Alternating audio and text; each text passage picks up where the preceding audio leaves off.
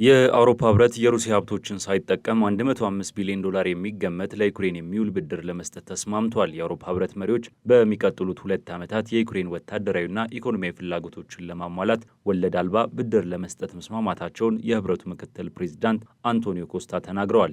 መሪዎቹ የታገዱ የሩሲያ ሀብቶችን ከመጠቀም ይልቅ የዩክሬን መከላከያን ለመደገፍ ከካፒታል ገበያዎች ገንዘብ ለመበደር ዛሬ ማለዳ ላይ መወሰናቸውን ዲፕሎማቶች ገልጸዋል። ኮስታ በማህበራዊ ሚዲያ ባስተላለፉት መልእክት ተስማምተናል፣ ለዩክሬን ለ2026-27 የሚውል የ90 ቢሊዮን ዩሮ ወይም 105.5 ቢሊዮን ዶላር ድጋፍ ለመስጠት የተላለፈው ውሳኔ ጸድቋል፣ ቃል ገብተናል፣ ፈጽመናልም ብለዋል። ኮስታ የገንዘቡ ምንጭ በዝርዝር ባይገልጹም ስምምነቱ የተደረሰው መሪዎች ሐሙስ ምሽት እስከ እኩለ ሌሊት ድረስ ሲወያዩ ከቆዩ በኋላ ነው። ሮይተርስ ይፋ ባደረገው የመሪዎች ጉባኤ ረቂቅ ሰነድ እንደሚጠቁመው ገንዘቡ በህብረቱ በጀት ዋስትና ተይዞለት ከካፒታል ገበያዎች የሚሰበሰብ እንጂ የታገዱ የሩሲያ ሀብቶችን ለመጠቀም ታቅዶ የነበረውን አወዛጋቢ ዕቅድ አካል አይደለም ተብሏል። በተመሳሳይ ጊዜ የአውሮፓ ህብረት መንግስታትና የአውሮፓ ፓርላማ በሩሲያ ማዕከላዊ ባንኮች ሀብቶች ላይ የተመሰረተ ለዩክሬን የሚሰጥ ብድርን ለማመቻቸት ግን አሁንም ውይይቶቹ ቀጥለዋል። ስምምነቱ ለዩክሬን የገንዘብ ድጋፍ ለማድረግ ያልፈለጉትን የሃንጋሪ፣ ስሎቫኪያና ቼክ ሪፐብሊክ የፋይናንስ ግዴታዎችን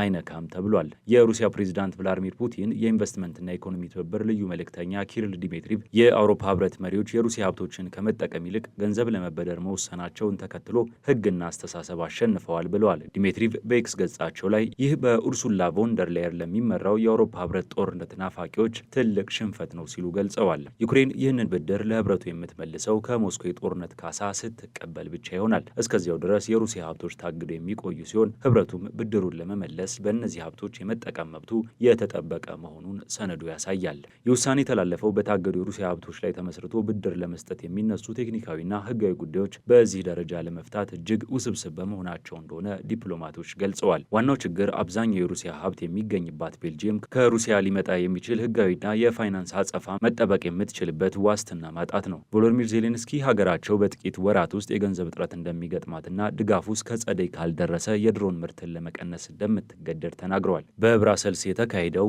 ይህ ጉባኤ በጦርነቱ ወሳኝ ወቅት ላይ የመጣ ሲሆን ሩሲያ በበኩሏ ገንዘቧን ለማስመለስ በሞስኮ ፍርድ ቤት በዩሮክሊር ላይ ክስ መስርታለች። ዜሌንስኪ ዩክሬን በሚቀጥለው ዓመት ከ45 እስከ 50 ቢሊዮን ዩሮ ጉድለት እንደሚገጥማት ገልጸው ነበር።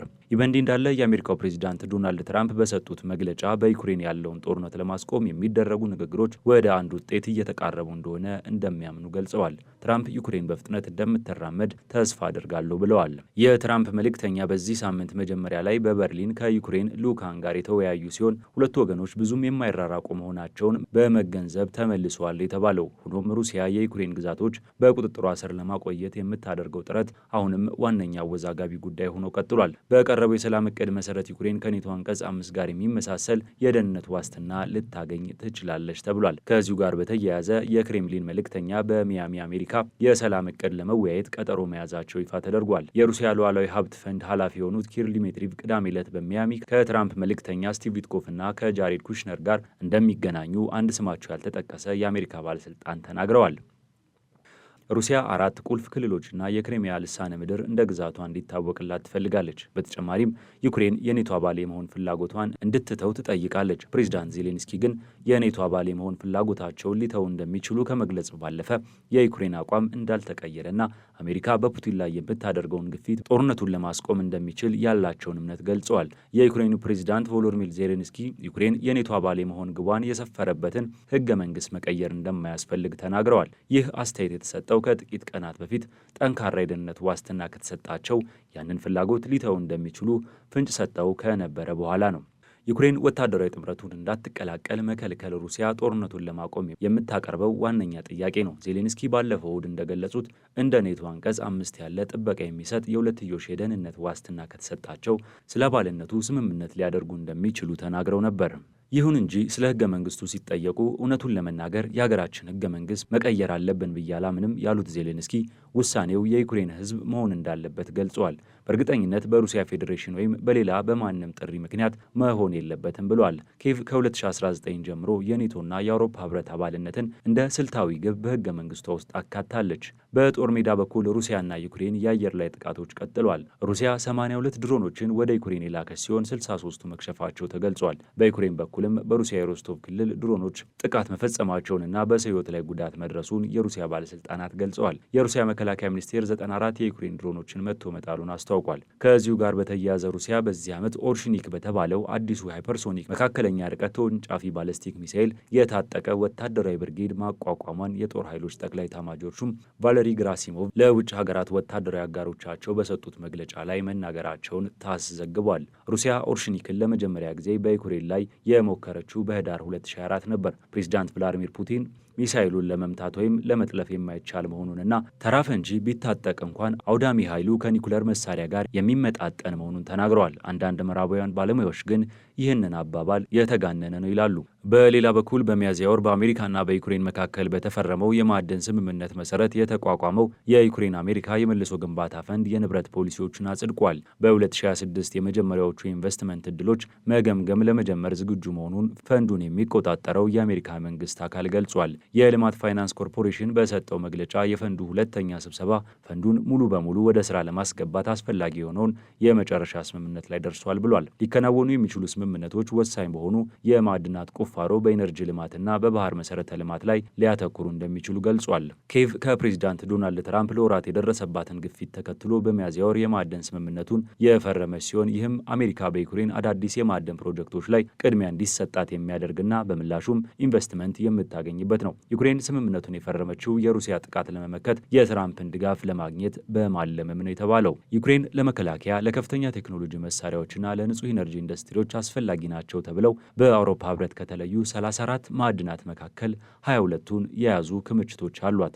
ሆኖም አብዛኞቹ ቦታዎች ሙሉ በሙሉ ያልተገመገሙ በመሆናቸው ለማልማት ከፍተኛ የገንዘብ ድጋፍ ያስፈልጋቸዋል። በተደጋጋሚ ሩሲያ ላይ ጫና ለማድረግ ጥረት ከሚያደርጉ ሀገራት መካከል ብሪታንያ አንደኛዋ ናት። አሁንም ብሪታንያ በዩክሬን ጦርነት ምክንያት በሞስኮ ላይ የምታደርገውን ግፊት ለመጨመር በሚደረገው ጥረት አካል ነው የተባለውን በሩሲያ የነዳጅ ኩባንያዎችና በካናዳ ፓኪስታናዊ ቢሊዮነር ሙርታዝ ላካኒ ላይ ማዕቀብ ጥላለች። እስካሁን ማዕቀብ ያልተጣለባቸው ትላልቅ የሩሲያ የነዳጅ ኩባንያዎች ያላቸውን ታትኔፍት፣ ሩዝኔፍት፣ ኤንኤንኬ ኦይል እና ሩዝኔፍት ጋዝን ጨምሮ 24 ግለሰቦችና ተቋማት ላይ ኢላማ አድርጓል። አዲሱ እርምጃ ሩሲያ በዓለም አቀፍ ደረጃ ነዳጅ ለመገበያየት የምታደርገውን ጥረት ለማክበድ ያለመ ነው ተብሏል። ማዕቀቡ በዚህ ሳምንት መጀመሪያ ላይ በአውሮፓ ህብረት ማዕቀብ የተጣለበትን ላካኒና ኩባንያዎቻቸውንም ያካትታል። የብሪታንያ መንግስት ላካኒ ከ2022 ጀምሮ ትላልቅ የሩሲያ ነዳጅ አዘዋዋሪዎች መሆናቸውን ገልጿል። ላካኒ ግን የተጣለባቸው ማዕቀብ መሰረተ ቢስ፣ ኢፍትሐዊና ፖለቲካዊ ተነሳሽነት ያለው ነው በማለት በህግ እንደሚቃወሙት ገልጸዋል። በተጨማሪም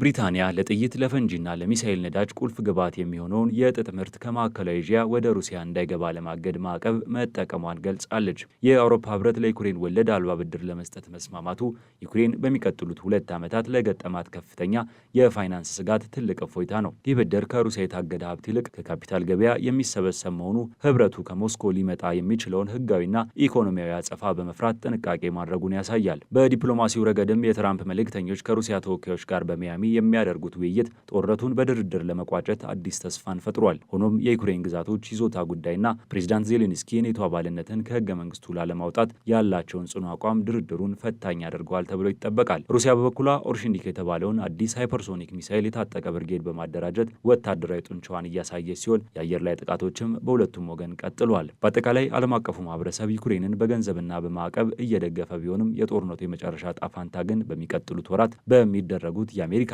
የሩሲያ ከፍተኛ የጀርባ ድርድሮች ላይ የተንጠለጠለ ይመስላል።